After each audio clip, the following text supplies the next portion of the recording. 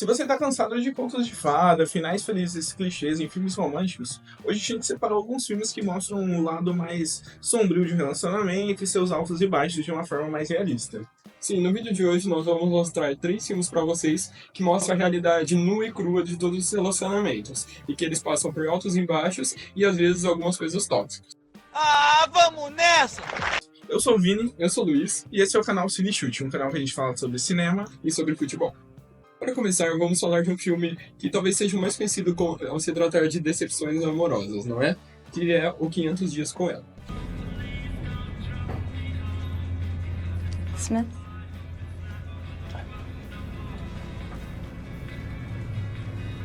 I love the Smiths.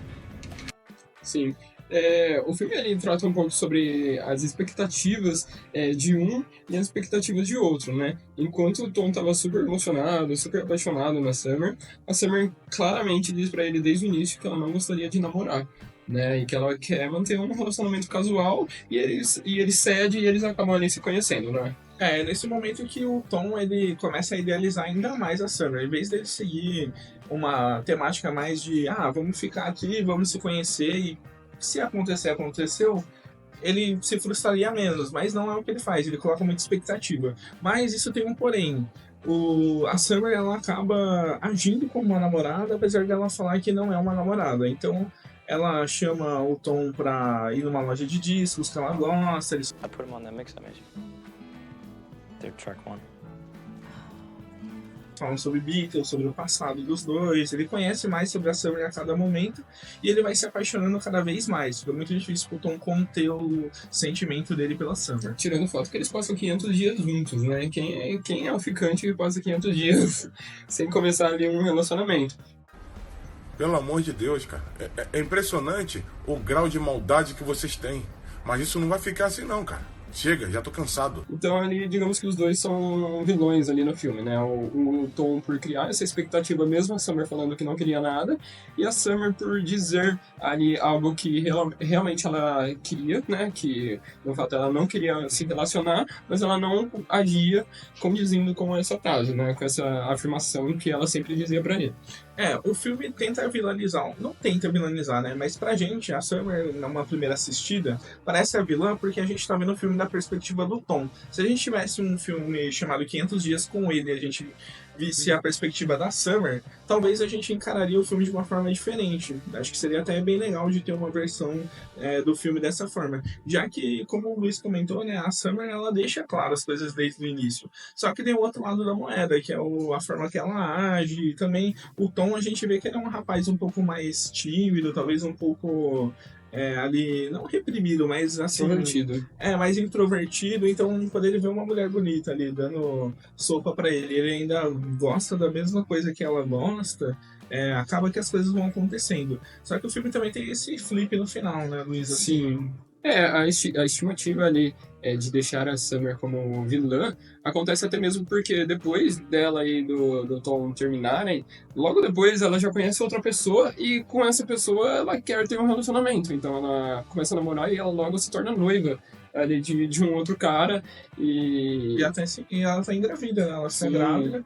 E tem um momento que acho que é bem impactante pro Tom, porque ele questiona a Summer sobre isso, né? Ele fala, tipo, você não queria nada e agora, tipo, você tá casada, grávida, por quê? E aí a Summer deixa bem claro, ela falou que ela viu no parceiro atual o que ela nunca viu no Tom. Sim, ela não queria namorar com ele.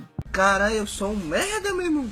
Exato, ele não passava segurança pra ela e ela achou alguém que passou isso e agora ela vai ter uma vida, enquanto o Tom aproveita esse momento para sair do emprego que não ia dar futuro e tentar uma vida nova, ou será que não? Sim, porque no final ele conhece uma nova mulher chamada Autumn, né? Ou seja, o filme ele traz uma reflexão ali de que se cria uma nova estação ali, como Summer, que significa verão em inglês, ele conhece a Autumn, que significa outono, né? Então talvez ele vai entrar ali numa nova uma nova temporada ali de decepções. E o filme mostra muito ali do que às vezes acontece na realidade, né? Uma pessoa que você cria um laço ali muito forte, ela não quer ter nada com você, e depois de um certo tempo ela começa a namorar uma outra pessoa e você fica meio ali em dúvida do que ela quis fazer ou não, e do que por que ela fez isso, né?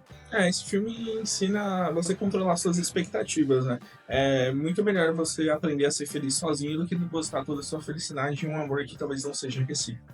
No nosso próximo filme, a gente vai trazer um filme que também é muito conhecido aí, que traz um grande ator de comédia em um filme mais de drama, que é Brilho Eterno de uma Mente Sem Lembrança. É aqui que a gente conhece o personagem Joel, interpretado pelo Jim Carrey, e a Clementine, interpretada pela Kate Winslet. A história começa com um personagem ali do Jim Carrey, o Joel, ele acordando de repente e tendo um pensamento de ir até uma estação de trem, né? E quando ele entra no trem, ele conhece ali a Clementine, então é uma moça ali de cabelo azul, ela de repente puxa ali um papo com ele, eles se encontram e começa ali um certo romance. Me too. Really? What are the odds? Do I know you? Porém, ao decorrer do filme, a gente descobre que os dois já tiveram um romance no passado, só que um não lembra do outro. Por quê? Porque nessa utopia desse filme, existe um procedimento médico onde é capaz de você apagar a memória que você teve ali de alguém ou de alguma situação. E depois de uma briga intensa ali no passado entre a Clementine e o Joey, a Clementine, como é uma mulher muito ali impulsiva, ela decide apagar o Joey da memória, né? E ele descobrindo isso, faz a mesma coisa com ela. Né? Só que ali no meio do processo de apagar as memórias dela, o Joey, ele meio que se arrepende. Então o filme, ele basicamente ali da metade pro final, ele se passa inteiro ali na mente do Joe para ele tentar deixar rastros que, enquanto a memória dele está sendo apagada, para ele lembrar da Clementine e para voltar ali a correr atrás dela, né? Exato. Isso mostra que o relacionamento, né, como a gente bem sabe, não vive só de altos e baixos. Então, o fato dele apagar ela completamente da mente dele vai significar que ele vai apagar momentos bons da vida dele, não só os momentos ruins. Então ele vai perder uma parte de Joel, né? Já que a Clementine, com certeza, né, pelos flashbacks que a gente vê desses momentos na mente do Joel, ajudou o Joel a se tornar o que ele é, né? Então ela faz parte da vida dele. Fica esquisito ele apagar ela completamente, né? Ele vai apagar uma parte da vida, anos que ele viveu com ela vão ser perdidos num limbo de memórias. E o filme faz isso muito bem, né? Então a gente vê o sofrimento do personagem do Joel, que é interpretado ali pelo Jim Carrey brilhantemente, o que ele é, né? Então ela faz parte da vida dele. Fica esquisito ele apagar ela completamente, né? Ele vai apagar uma parte da vida, anos que ele viveu com ela vão ser perdidos num limbo de memórias. E o filme faz isso muito bem, né? Então a gente vê o sofrimento do personagem do Joel se perdendo nisso, né? E esse encontro ali do trem, né? Acho que também demonstra quanto esses personagens têm uma química, né? Porque mesmo sendo flash forward, então eles já se conheciam, então se vendo de novo no trem depois das memórias serem apagadas, a gente vê que essa chama ainda talvez exista ali, né? Essa menina de cabelo azul, impulsiva, diferente, de um homem mais introspectivo e emocionalmente reprimido. Isso, e até mesmo ali nos próprios pensamentos ali do Joel durante ali, o procedimento, a própria Clementine ajuda ali a ele desvendar alguns passos para ele não esquecer completamente dessas memórias e para ele conseguir ali, no final, recuperar ali algo para que ele tenha uma pista para eles se reencontrarem novamente. Então, isso fica muito legal. Depois os dois ali descobrem que fizeram um procedimento, que eles já tiveram um romance, e no final ela fala por ela ser muito impulsiva, e se acontecer novamente, né, dos dois brigarem, acabarem separados, e o Joe fala que tá tudo bem, né, porque ele ali meio que aprendeu a lição de que não faria mais o procedimento e que mesmo se o relacionamento não desse certo, eles teriam ali memórias boas e memórias ruins também, mas que fariam parte da vida dos dois, né? E o Joel tem que agradecer a Deus que ele não morava na Liberdade, senão ia ser muito difícil ele saber qual menina de cabelo azul era que ele teve um relacionamento. Isso é uma piada bem gostosa. Vou rir de ti. E agora nós vamos falar do filme Closer, né? Um filme que basicamente é chifre pra todo lado. Basicamente esse é o enredo dele, tá, pessoal? Closer perto demais, o que é um subtítulo bem ruim no Brasil, já que Closer é perto. Além de trazer uma trilha sonora muito emocionante, ele traz esse enredo de chifre pra todo lado, né? Já que ali a gente conhece Dan, que é um escritor charmoso, manipulador interpretado pelo Jude Law. A Alice, que é uma garota mais alternativa ali, jovem, super misteriosa e aparentemente ingênua, que é interpretada pela Natalie Portman. E também a Anna, que é uma fotógrafa elegante, sofisticada, interpretada pela Julia Roberts, é uma atriz que estava super em alta já nos anos 90. E também o Larry, que é um médico dermatologista, interpretado pelo autor Clive Owen. Então a gente vai conhecendo um pouco da interação desses personagens, já que de começo eles não interagem os quatro entre si, mas conforme a história vai passando, esses personagens vão pulando um pro outro. Isso. No começo ali a gente tem o relacionamento do Dan e da Alice se formando, né? Eles são um casal super jovem, super bonitinhos, você acha que ali vai ser uma história de romance, mas aos poucos você vai percebendo ali o lado manipulativo do Dan, que ele é basicamente o pior do filme, né? Ele começa ali a ter um flerte com a Anna, né? Porque ele precisa tirar uma foto para a capa do livro dele. E depois você descobre que ali eles têm ali um caso extraconjugal, e ele tem esse caso ali com a Anna.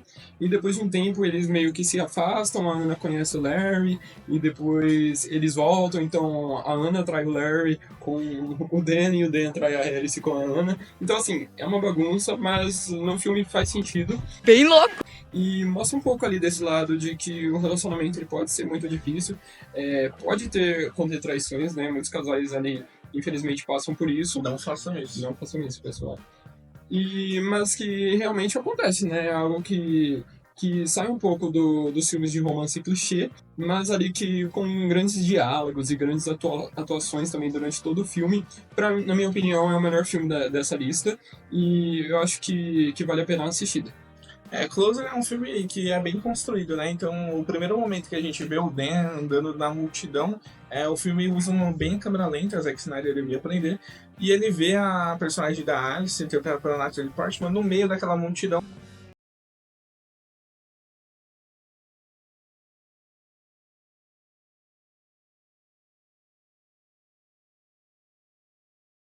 Com o som de And So It Is, Just I Can't Save My Eyes. Não é a Ana Carolina e o Seu Jorge cantando. A música encaixa muito bem ali com a trilha sonora e a gente vê aquele amor acontecendo. Só que a gente tem outros momentos do filme que ele trabalha muito bem isso. Por exemplo, a Alice, apesar de ela ser uma jovem mais ingênua, ela na verdade ela se mostra muito sagaz. Porque quando ela conhece a Anna, ela já entende que houve uma traição ali. Então a gente tem um momento muito bom que é a Anna querendo tirar uma foto da Alice, e quando a Alice vira, escorre uma lágrima ali, e fica uma foto super espontânea, que depois vai até para uma exposição que a Anna faz.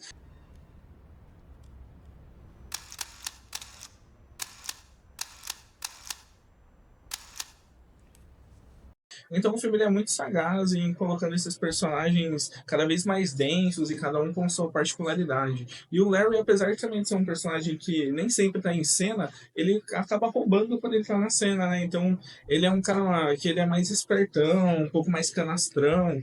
Então ele consegue tanto conquistar a Anna quanto a Alice, apesar de ele... Ele é rico. Tem essa questão aí. Olá, eu gosto de dinheiro. Mas ele não é, digamos, tão bonitão, tão charmoso igual o Dan. Talvez ele não tenha tanta lábia igual o Dan tem. Mas a gente vê que o Larry... Aquele homem mais bruto, né?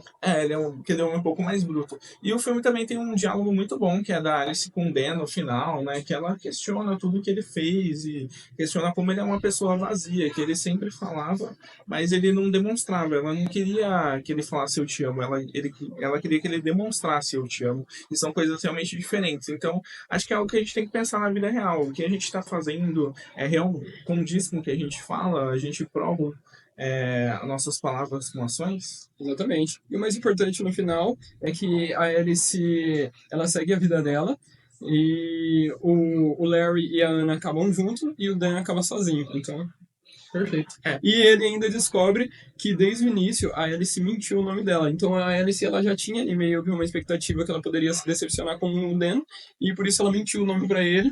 E no final ele descobre, e ele no fim não sabe ali o nome verdadeiro da Alice. E o filme encerra aí com ele ficando meio maluco, perturbado, o que aconteceu, e ele que enganava todo mundo, ele foi enganado. Então fica de lição aí, não sejam Cusões. vacilões igual dele. Tá bom. E, bom, esse foi o vídeo de hoje. Então, se você namora, bom, pense em valorizar mais o seu namoro, viva as emoções, os altos e baixos. E se você é solteiro, pense bem com quem você vai se envolver antes de começar um relacionamento. Isso mesmo, pessoal. Se você gostou do vídeo, se inscreva aqui embaixo, deixe o like se você gostou. E temos mais filmes, né? Nós conversamos aqui sobre cinema e futebol. Acompanhe os vídeos do canal e até mais.